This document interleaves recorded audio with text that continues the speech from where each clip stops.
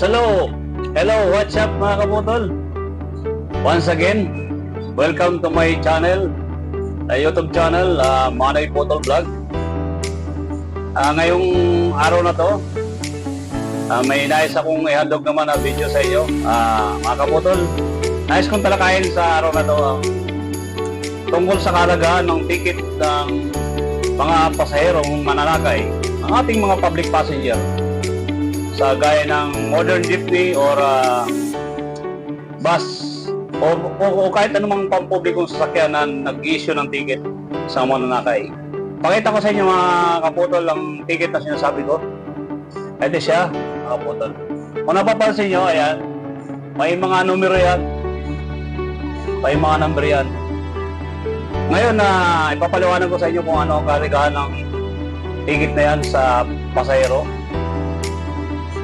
Okay, mabilisan lang ito mga kaputol kasi may biyahe pa ako, naka-duty pa ako ngayon. Papaliwanag ko sa inyo kung ano ang kalagahan ng ticket. As I said, itong ticket na ito ay napakalaga sa ating mga pasahero. Alam niyo po kung bakit? Unang-una, ito po ay paghawak niyo po ay may seguridad kayo or security na tinatawag sa salitang English. Bakit ka po? Dahil pag may hawak kayong ticket, yan ay katibayan na kayo ay bayad na. At marami pong benepisyo yan sa inyo. Bakit ka mo? Ito mga example o halimbawa ibibigay ko sa inyo na benepisyo nyo habang kayo ay may ticket na pag kayo ay nakasakay sa isang pampublikong sasakyan.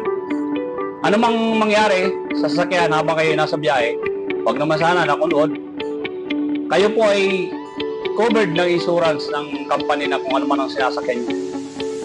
Unlike kung wala po kayong ticket, wala po kayong habol dahil wala po kayong may papakitang katibayan na kayo po ay nakasakay sa sasakyan yan. At ito pa, lahat naman po tayo ay hindi perfecto na paminsan-minsan ay nakakalimot tayo. So anumang bagay o valuable things na ating pwedeng halimbawa ay maiwanan sa loob ng ating sinasakyan pampubliko, pag may hawak po tayong ticket ay napakadali pong i-trace. Pag yan ay yung ticket na hawak nyo ay puntahan nyo lang sa opisina ng company na sinakyan yung modern jeepney o bus man yan, ay napakadali pong i-trace kung kanino kayo nakasakay at sino ang driver at PAW ng araw na yung pagsakay.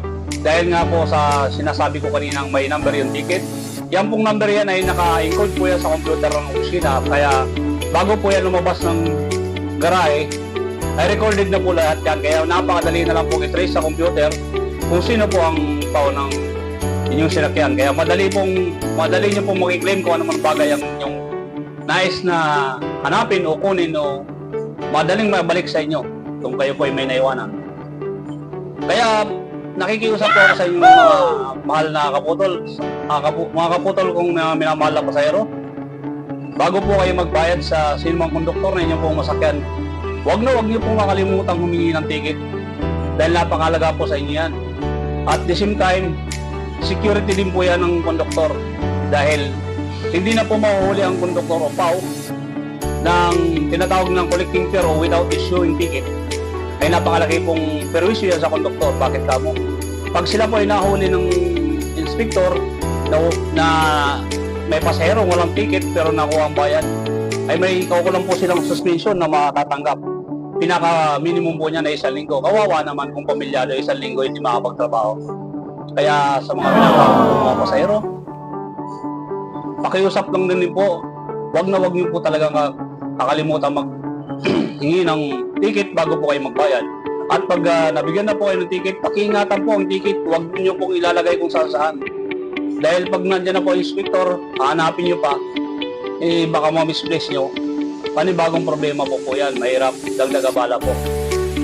At pakiusap pa rin sa mga pasahero, minamahal ko mga pasahero. Pag bago po sana kayo maglagay ng earphone o anumang bagay o makinig ng music o manood ng movie, kung maaari po sana magbayad po muna kayo. Kahit po na nakatayo o standing ovation, pwede naman po kayo magbayad. May hawakan naman po ang mga yan. O kaya naman, kung hindi po kayo makadaukot, papayag naman po ang PAW na humingi muna kayo ng ticket para pagsampa ng inspector ay may ticket na po kayo lahat. Kahit na mamaya nyo na po ibigay ang bayad, pagka kayo po ay nakaupo na, huwag nyo lang po sana kakalimutan ibigay ang bayad dahil kawawa naman ang tao. Yan ay charge sa kanila. Kaya so yan lang muna mga kaputol, mga minamahal kong kaputol ng mga pasahero, lalong lalo na sa pasahero ng BDC unit number 61 na siyang dala ko ngayon na nakikita nyo mga kaputol. Shoutout sa inyo mga kaputol guys, ang minamahal kong mga pasahero. So yan po, nalaman nyo ng kalagayan ng ticket. Hanggang dito lang po muna ang aking munting vlog. Muli, God bless po sa inyong lahat mga kaputol. At mag-ingat po kayo lagi saan man kayo naroon. At huwag niyo po sana kakalimutan mag-comment, like and share sa aking mga vlog. At kung hindi pa po kayo nakasubscribe, please subscribe or follow sa aking mga FB page para po sa lahat ng mga video kong bagong darating pa ay mapanood nyo po at masubaybayan nyo. Okay, love you guys, God bless.